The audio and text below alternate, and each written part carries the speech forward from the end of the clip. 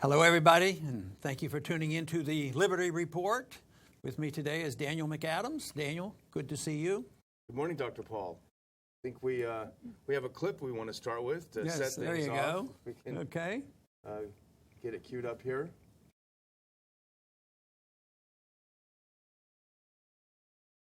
Well, we're going to be talking about, we'll find out here real soon, we're going to be talking about Syria and Turkey, where there's a few things going on there. And, we're interested in what our president has to say about it. You know, he's, in the past, has made a statement about, boots on the ground. And yet, what do we know about today? Well, let's see what the president has to say. On a slippery slope to another war. One man wrote to me that we are still recovering from our involvement in Iraq. A veteran put it more bluntly. This nation is sick and tired of war. My answer is simple. I will not put American boots on the ground in Syria. I will not pursue an open-ended action like Iraq or Afghanistan. Okay, we know the position of our government. No boots on the ground. I will not put American boots on the ground in Syria. There you go. That's what he said a year ago or 2 years ago now when he put us into Syria.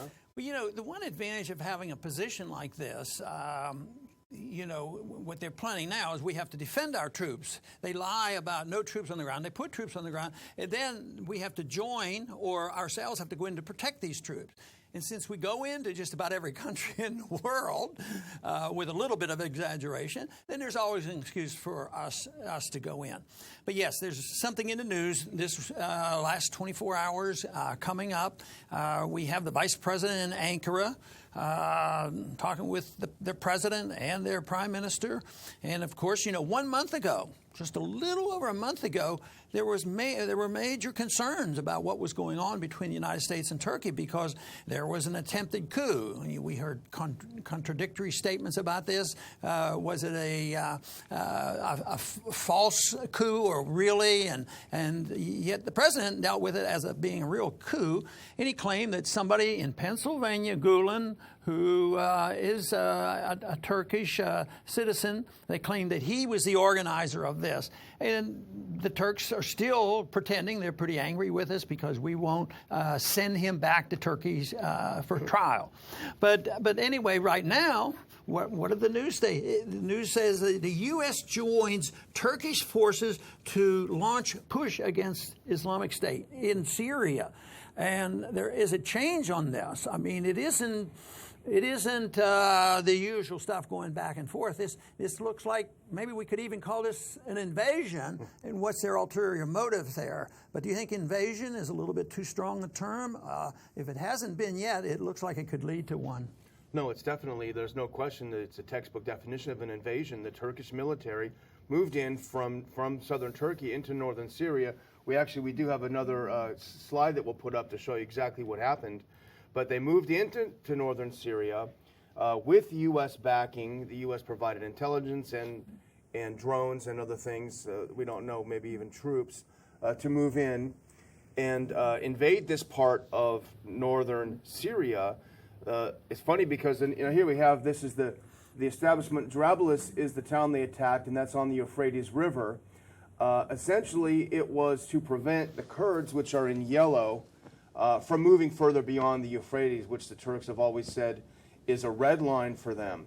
But what's going to happen, Dr. Paul, is this dotted line now is going to be occupied, essentially, by Turkey. And that will be, I think, the kernel of a no-fly zone that the Turks have wanted for a long time on their border with Syria. And this will join, actually, the no-fly zone the U.S. announced in Hasaka in southeast, in central east Turkey, or Syria, just a few days ago. But it gets messy. If this were just an argument between the Turks and the Syrians and the Kurds, you could see this. But all of a sudden, the United States is involved there, and we are participating in this. We're providing military services, and we know that there are troops involved. Our special forces are there, and if troops are there, we'll have to go in. This sort of thing. So it tends to escalate. But where it really gets messy for the United States is when when we deal with the Kurds. We tend to want to be friendly with the Kurds, and Turkey gets upset about that. We're too friendly with them. And yet the Kurds and ISIS wants to fight, they want to, they're pretending that they'll fight in there for the United States and getting rid of Assad, but we don't fight them at all. So it just goes on. And right now, the pretense is that we're in there also to help Turkey restrain the Kurds and not, establish a strong foothold there. But the whole thing is I'm not sure the United States really has control of the Kurds. To some degree, it gets messier and messier, and I don't see any easy way out with this without more violence. Well, of course, the part of the news media, for example, the New York Times, their big headline is Turkey moves into Syria to fight ISIS. But the Financial Times, interestingly enough, they had a different headline. Turkey goes into Syria to block further gains by the Kurds. So there are two different views of it. Certainly whatever you do in the name of fighting ISIS, nobody's going to push back. So I think that's why it's shown that way. But I think the Kurds are finding out now how treacherous it can be to be an ally of the U.S. because they've done our bidding in fighting ISIS in other parts of the country. But now when the Turks feel that they've gotten a little bit too big for their britches, the U.S. is now literally the Vice President of the U.S. is in Ankara today playing kiss and make up with the Turkish government. Yeah, and it's not unusual for us to be on two sides at one time, but we are. We're sympathetic and want to use the Kurds. At the same time, we're working with the Turks. At the same time, a month ago, we were being accused of trying to overthrow their government, and it just goes on and on. But the thing is, it's not going to be sorted out. In a way, it looks like maybe Hillary's had an influence on this. Hillary, wasn't she early on? Didn't she speak openly about a no-fly zone there? She thought this was a good idea. So she would, I'm sure, be defending this. And, of course, the no-fly zone, as you show in your discussion, that this is an attack on on sovereignty of Syria because the people wanting to help Syria have been invited there. I don't think we've gotten our invitation yet. I don't think Turkey's gotten their invitation yet. Yet, even if you look at all the pros and cons of Russia, I think Russia's on safer footing, internationally speaking, about their association with a government. So if we're opposed to that, that means we support the violent overthrow of a government. And I still think it was 2011 when this mess really escalated, when the peace president, the Nobel Peace Prize winner, says Assad has to go. And, on again, off again, he shifts back and forth. Right now, last week we talked about a shift in policy away from fighting the radicals and just addressing the subject of going after Assad. But here we are now participating in escalating the fight with the radicals. And I think a lot of this is about Assad. It's funny you mentioned Hillary. I was looking at a headline of her in 2015 arguing against the U.S. getting more involved. And she said something to the effect, she was countering someone saying you got to get more involved. She said, if we start arming the rebels in Syria, we will only be helping al-Qaeda. And that's exactly what the U.S. government did. So she even knew at the time that that's what was going to happen. But no, I think the establishment of a de facto no-fly zone over Hasaka, and this is where the U.S. Special Forces are fighting along with the Kurds. If you remember, there was an incident a couple of days ago when the U.S. And the Pentagon said, Syrian jets, if you fly back over that again, or even the Russians, you'll be shot down. So that means there's a no-fly zone within Syria. And this other one now from this invasion will be another one. I think it's a creeping establishment of facts on the ground to carve out more parts of Syria that'll be controlled by the U.S. and Turkey and denied Assad. Well, a while back, a Russian plane was shot down, and it was an incident for a day or two, and I was a little bit surprised that Russia didn't, make more of a case out of that. But I don't think that'll be the case now. If there's the prohibition that they can't even fly in the zone in the country that they're working with the government of that country. Yeah. I think this will be a different story, and they'll have the weapons to do this. The weapons are available, and you were mentioning about Hillary and weapons. We found out that she, from WikiLeaks, she was, very much involved in the transfer of weapons from Libya over to the Syrian rebels. So, the enemy end up with weapons. Two enemies against each other will have our weapons. Then those weapons, so often throughout our history, especially the 20th century and 21st century, weapons are used against us. And who knows what will come of all this mess. But it's almost getting messier rather than being resolved. And she knew this is what would happen and supported it anyway. But, the other thing, we talked about this before the show, is the issue of the U.S. government and Congress. And I think you could make the case that essentially how they're being used, you could make the case that U.S. forces in Syria now are almost being used as human shields to establish a pretext for a no-fly zone.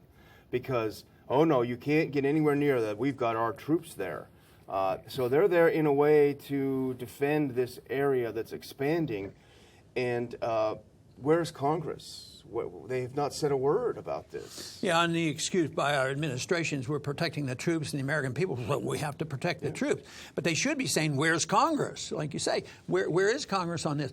Oh, well, this isn't a war, it's a conflict, but today nobody looks at the definition of war, and nobody cares about declaring war and being up front. And then you say, well, they're just complacent. They're complicit in this because they do the funding. I mean, Obama doesn't get the funding unless the Congress passes it, and the military funds are there. They could stop this. They could say no funds can be used in the fight against Syria.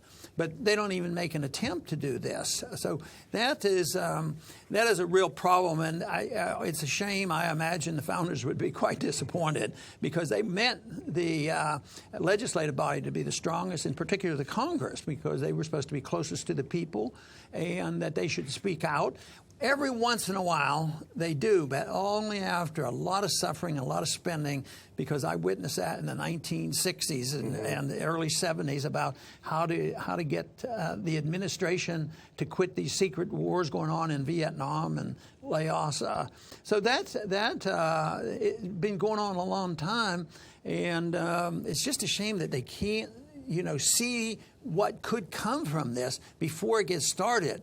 But, I think we had a clip the other day about the Republican leadership and how willing they are to go along with this.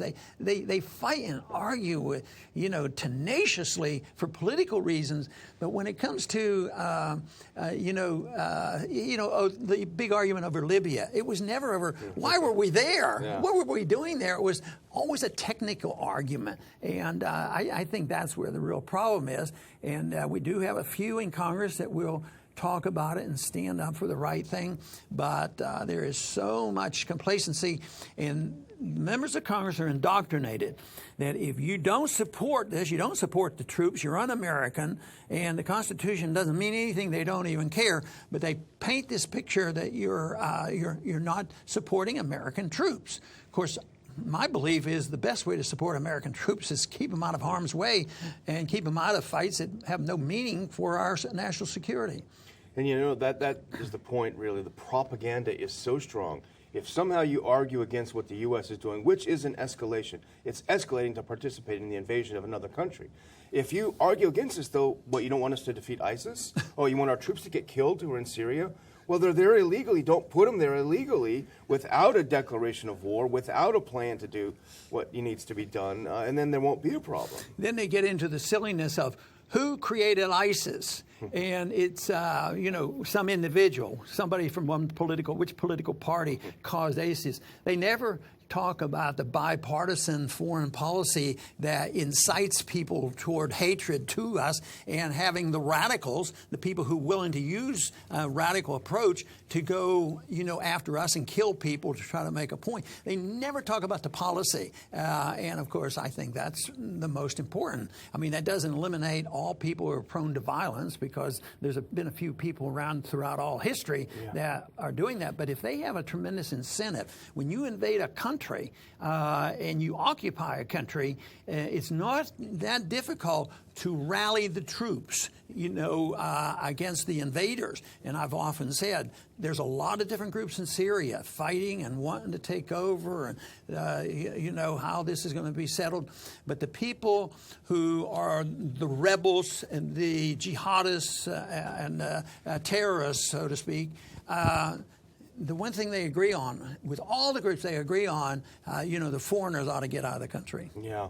And you talk about the people killed. I was just seeing the Syrian Observatory for Human Rights, which is really a pro-rebel outfit. They've estimated since the U.S. started bombing, 6,000 people have been killed. A good number of them civilians. So, well, I'll tell you, it's a pity. We have lived with wars for a long, long time. I still remain optimistic enough that the world is young compared to all of history. There's no reason why human nature can't change. I don't happen to believe that they're absolutely necessary to be perpetual war forever and ever. And yet that is a real challenge. But right now, as bad as it is, we're not in World War III, and we have the knowledge and the ability to change policy to the point where we could reduce the tensions. But the people have to wake up. The Congress has to wake up. We have to have a sense of following the rule of law and our Constitution. And that, to me, means a whole new generation of individuals must be introduced to these ideas of non-intervention and having national security at the same time and defending the very principled position of individual liberty. And we can work toward a policy of peace and prosperity. That should be our goal. I want to thank everybody for tuning in today, and come back to the Liberty Report soon.